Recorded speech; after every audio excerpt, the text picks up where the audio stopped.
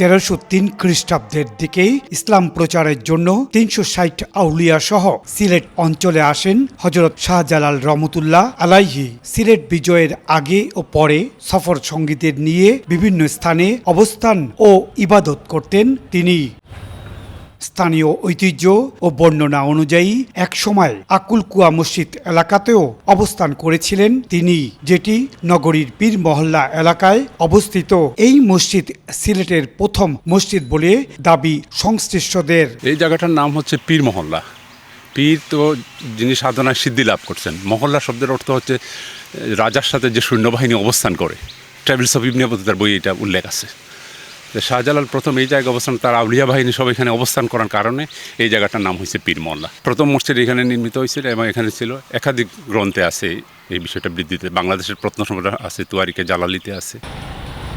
পীর মহল্লা এলাকার আকুল কুয়া নামে একটি কুয়া এখনও আছে, যা তাঁর স্মৃতির সঙ্গে যুক্ত বলে স্থানীয়দের বিশ্বাস। এখানে দুইটি মত প্রচলিত আছে। একটি হচ্ছে শাহজালাল এবং আউলিয়া বাহিনী সব অবস্থান করার কারণে তাদের পরিষ্কার পানির প্রয়োজনীয়তা দেখা দেওয়ায় ওনার সময় এই কুয়াটি নির্মিত হয়েছে। আর আরেকটা সুয়েলে এমন তুয়ারিকে জালালি, হিস্ট্রি অফ শাহজালাল ইত্যাদি বইয়ে বৃদ্ধিত আছে যে হজরত শাহজালালের সেনাপতি সৈয়দ নাসিরউদ্দিনের বংশধর সৈয়দ শাহ আহমদ এবং সৈয়দ শাহ আলী ছিলেন। তো সৈয়দ শাহ আলী ছিলেন উনার ছেলে।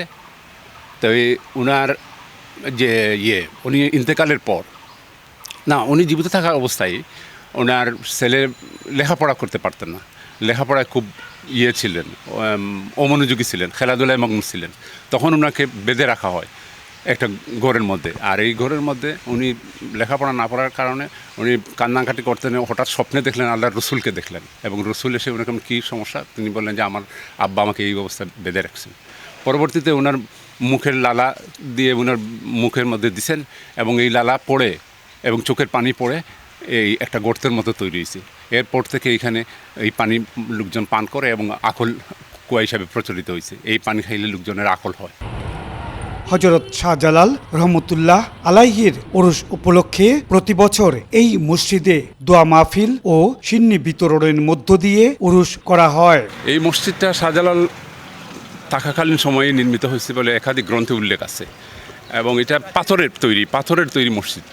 এবং দরগা এখনও হযরত শাহজালালের যে উরুস মোবারক আরম্ভ হয়, প্রথমে এখানে এসে মিলাদ পড়া হয়, তারপরে সিন্নি বিতরণ করা হয়, তারপরে জিয়ারত করে আরম্ভ হয়, দরগার উরুস আরম্ভ হয়।